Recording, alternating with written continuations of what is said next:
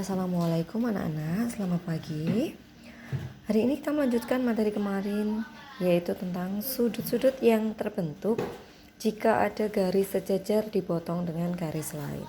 Jadi seperti ini, ada garis sejajar, ini sejajar ya, dipotong dengan garis lain, seret, akan terbentuk 7 sudut. Yang pertama, sudut sehadap. Sehadap berarti menghadapnya sama, madepnya sama. Contohnya sudut A dengan sudut E. Jadi madepnya sama, sama-sama ke arah sana ya. Ada lagi sudut B dengan sudut F. Sudut B dengan sudut F loh, hadapnya sama ya. Sudut D dengan sudut H. Sudut C dengan sudut G. Nah, itu namanya sudut sehadap.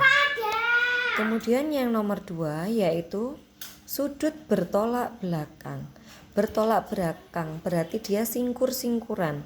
Kalau satunya hadap ke timur berarti satunya hadap ke barat. Jadi singkur-singkuran gitu ya. Contohnya ini, sudut A kan hadap ke sana. Dia singkur-singkuran sama siapa? Sama C. Nah, jadi yang ini saling bertolak belakang. Sudut A dengan sudut C. Ada lagi sudut B dengan siapa? B singkur-singkuran sama sudut D. Ada lagi enggak? Ada. Ini ada lagi sudut E bertolak belakang dengan sudut G. Sudut H bertolak belakang dengan sudut F. Gitu ya. Itu bertolak belakang. Yang ketiga, sudut dalam berseberangan. Nah, ini ada dalam, ada luar. Ada daerah dalam dan daerah luar. Maksudnya gimana? Jadi, kalau kita lihat gambar, ini ada garis sejajar. Nah, garis sejajar yang sebelah sini, ini namanya daerah dalam. Nah, ini tuh daerah dalam. Dalamnya garis sejajar tuh dalam. Jadi sini tuh garis bagian dalam ya, daerah sini. Yang bagian luar yang mana? Luar tuh yang sini, sebelah sini sama sini. Jadi luarnya daerah yang sejajar ini namanya daerah luar. Karena ini sudut dalam berseberangan, berarti kita cukup perhatikan daerah dalam. Dalam yang nyebrang. Jadi misalkan diumpamakan ini kalinya ya, nyebrang kali. Sudut H sama sudut B. Jadi sudut H dengan sudut B. H sama B saling berseberangan di daerah dalam. Ada lagi yaitu sudut C dengan sudut E. Yang nomor 4, sudut luar berseberangan. Nah, sekarang kalau luar berarti perhatikannya daerah luar saja. Ya. Yang nyebrang, A nyebrang ke G. Sudut A nyebrang dengan sudut G. Sudut D nyebrang dengan sudut F. Nah, gitu ya. Nah, kemudian yang nomor 5 yaitu sudut bersisian. Bersisian itu apa? Bersebelahan, jejeran. Mana saja yang jejeran? Sudut A jejeran sama sudut B. Sudut A dengan sudut B. Sudut A juga berjejeran dengan sudut D. Dengan sudut D. Ada lagi, ada banyak. B sama C juga bersisian. E sama F juga. Sudut E dengan sudut F. Nah, sudut bersisian bisa juga disebut dengan sudut saling berpelurus. Ya, karena membentuk sudut lurus. A sama B kan lurus loh, berpelurus ya. Membentuk sudut lurus. Sudut dalam sepihak yang nomor 6. Nah, daerah dalam. Tapi sepihak. Kamu perhatikan daerah dalamnya yang mana? Ini BC, HE ya. Tapi sepihak kalau kamu main volley, ini netnya. Yang sepihak sama kamu kan yang temen sama kamu ya. Berarti B sepihak sama E. Sudut B sepihak dengan sudut E. Mana lagi? Sudut C sepihak sama H. Sudut C sepihak dengan sudut H. Kemudian yang terakhir, sudut luar sepihak. Luar tapi sepihak. Mana luar? Ayo. Luar daerahnya sini, tapi sepihak. Berarti A sama F, D sama G. Sudut A dengan sudut F, sudut D dengan sudut G. Nah ini ya. Nah sekarang besarnya seperti apa? Besarnya untuk nomor 1 sampai nomor 4 ini ya. Besarnya nomor 1 sampai nomor 4 ini sampai luar berseberangan, nomor 1 sampai 4 itu besarnya sama.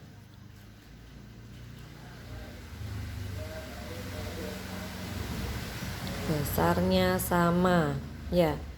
Tapi kalau sudut nomor 5 sampai nomor 7 ini kalau dijumlah jumlahnya 180 derajat. Nah ini dicatat, penting ini ya. Maksudnya sama itu gimana Miss? Sama itu besarnya sama. Sudut A besarnya sama dengan sudut E. Jadi kalau sudut A besarnya 120 misalkan di sini ya, maka sudut E juga besarnya 120 karena dia sudut sehadap. Gitu. Jadi ini sama ini besarnya sama. Yang sudut bertolak belakang juga gitu. A sama C ya. Misalkan A 120 berarti C juga 120.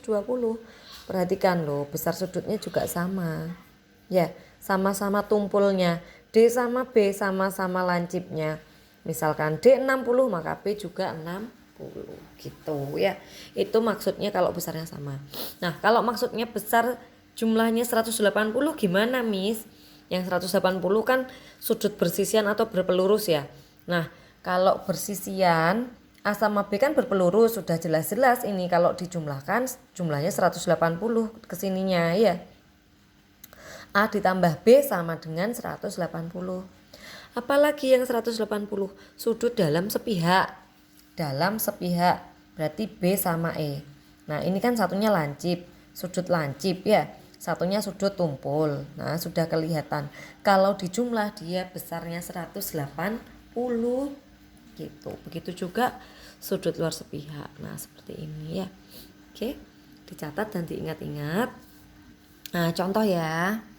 Contoh ini diketahui cuma satu sudut aja yaitu 100 di sini. Berapakah besar sudut A? Sudut A berapa besarnya? 80. Kenapa? Karena ini bersisian atau berpelurus ya, dikasih alasan berpelurus. Jadi sudut A besarnya 80 derajat. Sudut B berapa? Sudut B kamu lihat A sama B namanya sudut apa? Sudut sehadap, madepnya sama. Berarti B juga 80. Alasannya apa? Karena dia sehadap dengan A. Gini ya. C sekarang berapa? C. Aku mau lihat C sama B di sini. Ternyata dia berpelurus. Jadi kalau B-nya itu 80 otomatis ini 100 ya. C nilainya 100. Alasannya apa? Alasannya berpelurus atau bersisian. Nah, kalau misal mau beralasan ini sama ini sudut luar berseberangan boleh enggak? Boleh, karena memang dia berseberangan luar dan berseberangan ya. Berseberangan sama 100 boleh. Kemudian yang D nilainya juga 80. Aku mau alasan apa? Alasannya dia bertolak belakang sama B, ya kan? Oh, bertolak belakang sama belakang. dengan B. Nah, gitu ya. Paham ya sampai sini ya? Oke, nanti Miss Mel shoot pelan-pelan setelah ini, setelah latihan soal-soal ini ya. Sekarang kita masuk ke latihan soal. Tentukan nilai X. Nah, kalau ada soal seperti ini, kamu perhatikan dulu yang diketahui. Sudut sini dan sini itu namanya sudut apa? Sudut luar berseberangan. Luar berseberangan tadi gimana besarnya? Berseberangan besarnya sama. Ya, kalau sama berarti ini sama dengan ini. 2x plus 20 sama dengan 120 karena besarnya sama. Ya. Berarti besarnya ini sama dengan ini. Tinggal dihitung pakai aljabar lagi. Aljabarnya dipakai lagi. 120 turun, 20 pindah jadi min. 2x sama dengan 100. X nilainya 50 derajat. Gitu, paham ya? Yang nomor 2. Nomor 2, diperhatikan sekarang yang diketahui ini sama ini. Letak sudutnya gimana? Apa ini namanya? Luar sepihak. Kalau luar sepihak tadi gimana? Jumlahnya 180. Berarti ngitungnya gimana?